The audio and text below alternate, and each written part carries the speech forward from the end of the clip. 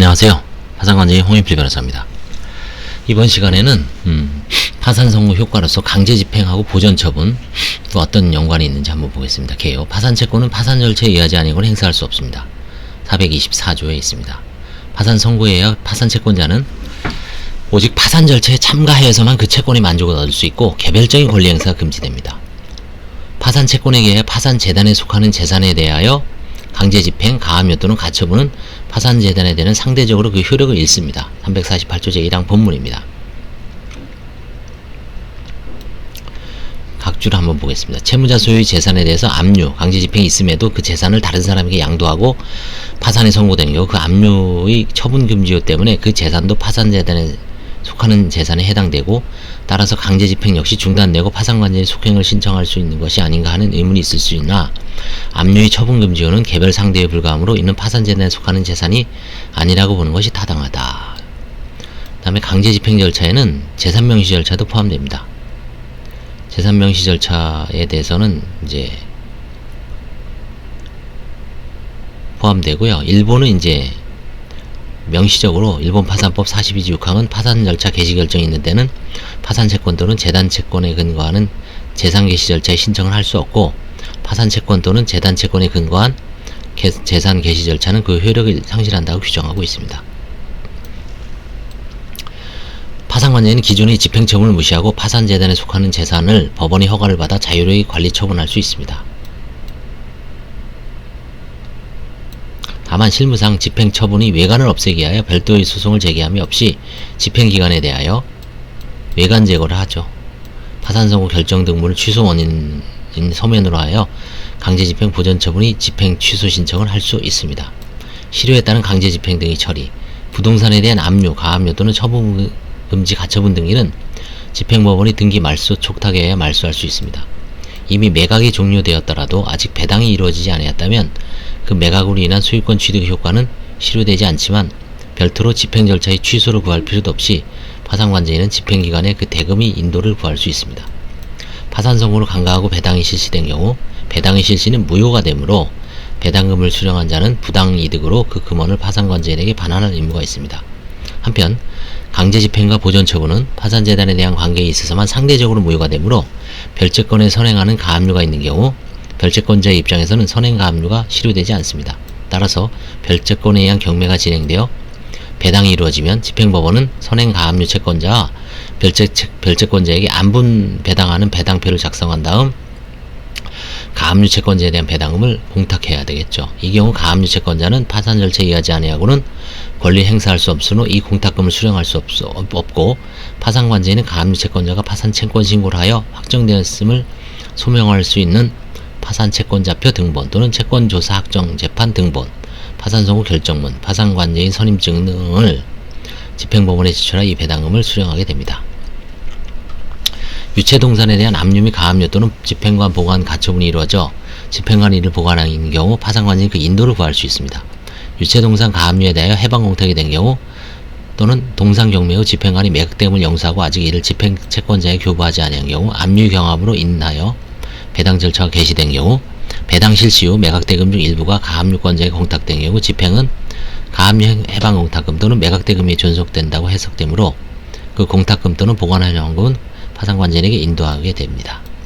채권 가압류 경우 법원 사무관 등은 제3채무자에게 파산 선고 사실과 채권 가압류가 실효되었다는 취지의 통지를 하게 됩니다. 채권 압류 및 추심 명령의 경우 법원 사무관 등은 추심 채권자와 제3채무자에게 파산 선고 사실과 추심 채권자는 채권의 추심을 해서는 아니 되고 제3채무자는 추심 채권자에게 지급을 해서는 아니 된다는 취지를 통지를 하게 됩니다. 이 경우 제3채무자는 파산관제인에게 변제를 해야 됩니다. 압류의 경합 등으로 제3채무자가 공탁한 후 채무자에 대한 파산 선고가 있는 경우 다른 우선권이 있는 채권이 없는 한 배당 절차로 진행되지 아니하고 파산관제인이 압류 또는 가압류가 파산 채권에 기한 것임을 소명하여 공탁공무원으로부터 공탁금을 받아오면 될 것입니다. 다만 압류 경합 상태에서 파산 선고가 된 후 제3채무자가 공탁하면서 공탁 사유를 신고한 경우에는 압류 및 가압류가 파산 선고에 의해 이미 실효되어 집행의 경함이 없는 상태가 되었으므로 결국 공탁 사유가 없는 것으로 되어 제3채무자의 공탁 사유 신고는 부적법한 신고라 할 것이므로 집행법원이 이를 수리하지 않는 결정을 해야 됩니다. 이 경우 제3채무자는 파산관제인에게 변제를 해야 됩니다. 채권 압류 및 전부 명령이 즉시 항고에 아직 확정되지 않은 동안에 파산 선고가 된 경우에 항고법원은 채권 압류 및 전부 명령을 취소하고 그 신청을 기각하는 결정을 해야 됩니다. 다만 아래서 보는 것과 같이 전부 명령이 확정되면 제3채무자에게 송달된 때 채권 전부 효력이 생겨 집행이 완료된 것으로 보기 때문에 파산 선고 전에 확정된 전부 명령에 기하여 파산 선고 후에 채권자가 전부 금을 변제받는 것은 유효합니다. 강제집행 절차의 속행. 파산채권에 기하여 파산재단에 속하는 재산에 대하여 행하여진 강제집행은 파산재단에는 그 효력을 잃으나 파산관제인은 파산재단을 위하여 강제집행 절차를 속행할 수 있습니다. 파산관제인이 종전이 강제집행 절차를 속행하는 편이 재산을 신속하고 고가로 매각할 수 있다고 판단하는 경우에는 그 강제집행 절차를 스스로 속행할 수 있도록 한 것입니다. 이 경우 파산관제인은 따로 승계집행을 받을 필요는 없고 집행기간에 대하여 채무자가 파산 선고를 받았고 자신이 파산관제인으로 선임된 사실을 알리고 소명자료를 첨부하여 강제집행 절차를 속행하겠다는 취지의 신청을 해야 합니다. 강제집행 절차가 속행되는 경우 외형만을 보면 단순히 집행채권자의 교체에 불과하지만 실질적인 성격은 종전 강제집행과는 다른 것입니다. 즉 348조 1항 단서에 의한 속행 절차의 성격은 파산관제인에 의한 파산재단에 속하는 권리항가방법의 하나로 파산재단에 속하는 재산을 종전에 행해진 강제집행 형식을 차용함으로써 빌려서 환가하는 것에 불과합니다. 따라서 이 경우 집행기간은 일반 채권자에 의한 배당 요구는 무시하고 배당기일에는 배당할 금액을 별채권자에게 배당한 다음 집행비용을 포함한 잔금 전액을 파산관제인에게 교부해야 합니다. 법 348조 제1항 단서의 규정에 의해 파산관제인이 강제집행의 절차를 속행하는 때에는 비용은 재단채권을 하고 강제집행에 대한 제3자 이의소에서는 파산관제인이 피고를 합니다. 제3자 이의소의 소송 계속 중 시기는 파산 선고 전후를 묻지 않습니다. 이미 소송이 계속되어 있는 경우는 파산관제인이 피고의 지위를 수기해야 합니다. 파산관제인의 집행이 속행된 경우 잉여주의는 적용되지 않습니다.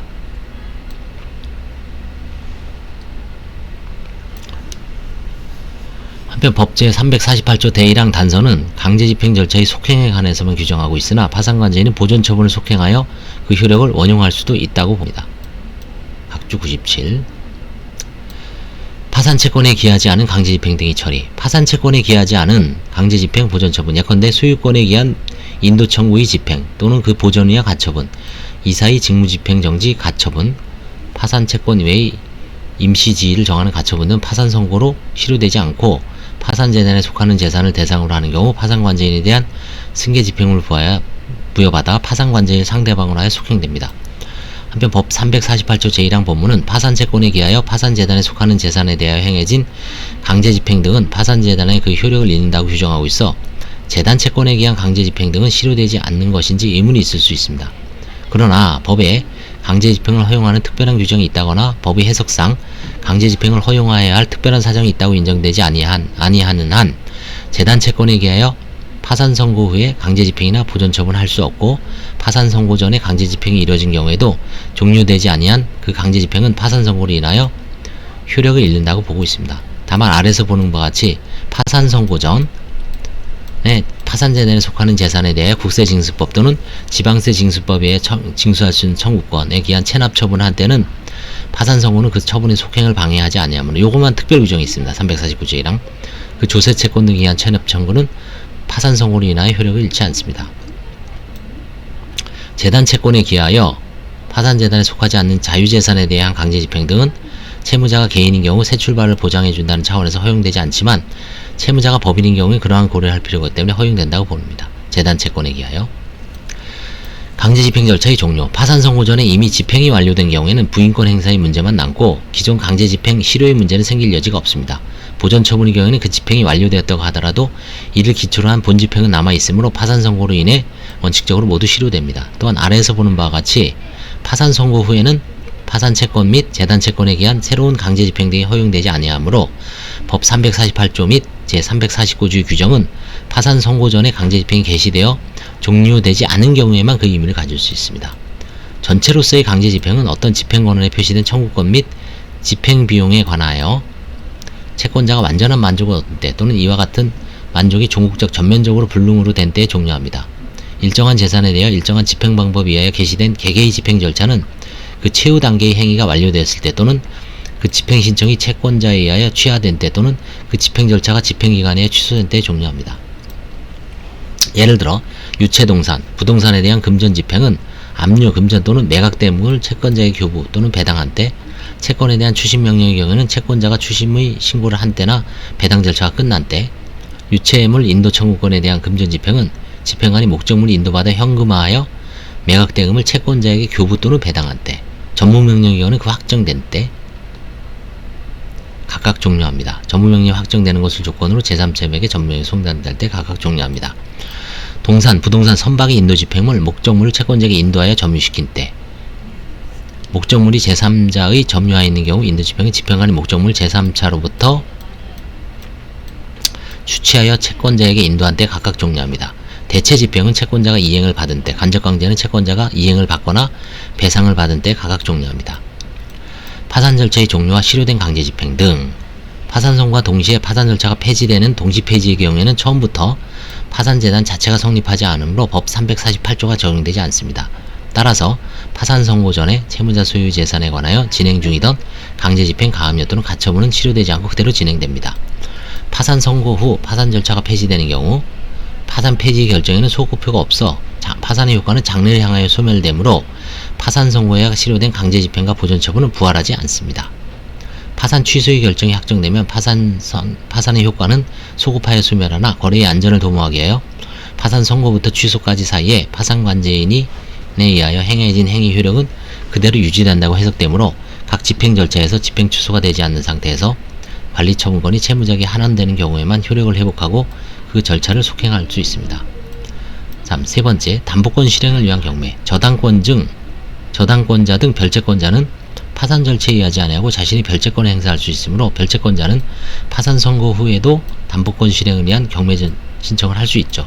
또한 파산재단에 속하는 재산에 관한 저당권 등의 담보권 실행을 위한 경매 절차는 파산 선고가 있어도 실효하지 않고 승계 집행문 없이 채무자의 지위가 파산관제인에 승계되어 계속 진행됩니다.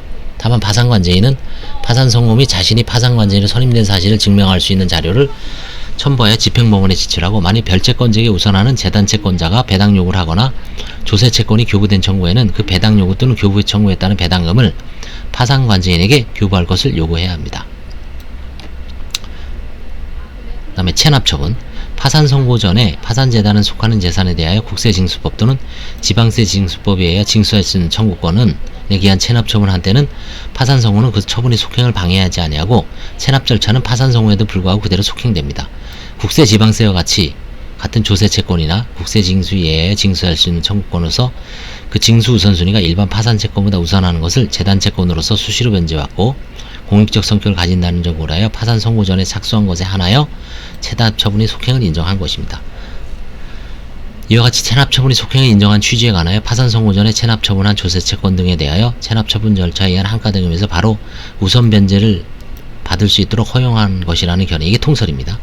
우선 변제까지 허용하는 것은 아니라는 견해의 대립이 있습니다. 판례는 국파산법 62조는 파산 선고 전의 체납처분은 파산 선고에도 속행할 수 있다는 것을 특별히 정한 취지에 나온 것이므로 과세관청이 파산 선고 전 국세징수법 또는 국세징수에 의하여 체납처분으로 부동산을 압류한 경우는 그 후 체납자가 파산 선고를 받더라도 그 체납처분을 속행하여 파산 절차에 의하지 아니하고 배당금을 취득할 수 있어 선착수한 체납처분의 우선성이 보장된다는 것으로 해석함이 상당하고, 따라서 별채권의 행사로서 부동산 경매 절차에서 매각대금으로부터 직접 배당받을 수 있고, 이는 파산재단이 재단채권이 총액을 변제하기에 부족한 것이 분명하게 된 때도 마찬가지라고 판시할 바 있으며 실무도 통설의 입장이 따르고 있습니다. 그러나 파산 선고 후에는 파산재단에 속하는 재산에 대하여 국세징수법 또는 지방세징수법에 의하여 청구할 수 있는 청구권에 의한 체납처분을 할 수 없습니다. 이 규정에도 불구하고 체납처분한 경우 파산관제인이 국가배상 책임을 부담할 수 있다는 점을 고지하고 자발적으로 이를 해제하도록 유도하고 있습니다. 자발적으로 해제를 하지 않는 경우에는 압류처분 무효확인소송 또는 압류처분 취소소송, 압류해제 거분처분 취소소송 등을 제기해야 됩니다.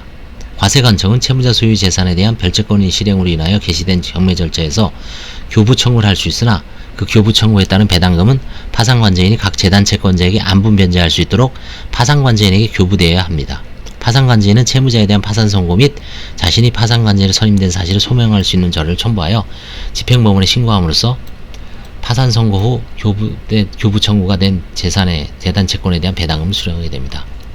체납 처분에 기해 압류된 재산이 국세징수법에 따라 공매되면 배분기일을 정하여 국세징수법 81조에 따라 그 대금을 배분한 경우에도 재단 채권자에게 지급할 배당금을 안분 변제를 위해 파산관제인에게 교부합니다. 행정사건 절차는 어떨까요? 파산재단에 속하는 재산에 관하여 파산선고 당시 행정청에 계속되어 있는 사건이 있는 때는 그 절차는 수개 또는 파산 절차의 종료가 있을 때까지 중단됩니다. 파산재단에 속하는 재산이란 그 재산이 형식상 파산재단에 속하는 것이라고 인정되면 충분하며 반드시 실질적으로 파산재단에 속할 것을 요하는 것은 아닙니다. 행정청에 계속하는 사건의 예로는 행정청의 처분에 대한 불복신청 사건, 행정심판 사건, 특허심판 사건, 노동위원회 계속 중인 부당노동행위 심사에 관한 사건, 토지소용위원회의 재결에 대한 불복사건 등을 들 수 있습니다. 중단된 절차는 파산관제인 또는 상대방이 수기할 수 있고 절차 비용은 재단 채권이 됩니다. 행정청이 사건을 중단하지 않고 진행하여 내린 처분은 취소 대상에 불과한 것인지 아니면 당연무효에 해당되는 것인지 이 경우 재소기간은 어떻게 되는지에 대해서 논란이 있습니다. 기타 파산 선고에 의해 파산 채권의 개별적 권리 행사는 금지되므로 파산 선고가 있을 경우에는 채무자 발행 수표의 지급을 위탁받은 은행은 예금이 있는지의 여부에 관계없이 파산 선고를 이유로 당연히 지급 거절을 해야 됩니다. 따라서 지급 거절이 법에 의해 정해진 지급 제한에 따른 것인 이상 수표의 발행 행위는 부정수표 단속법 제2조 2항 위반이 범죄를 구성하지 않습니다. 예, 일단 이번 시간에는 파산 선고 후에 강제집행, 그 다음에 보전처분, 행정소송, 그 다음에 체납처분 이런 것에 미치는 효과에 대해서 살펴봤습니다. 감사합니다.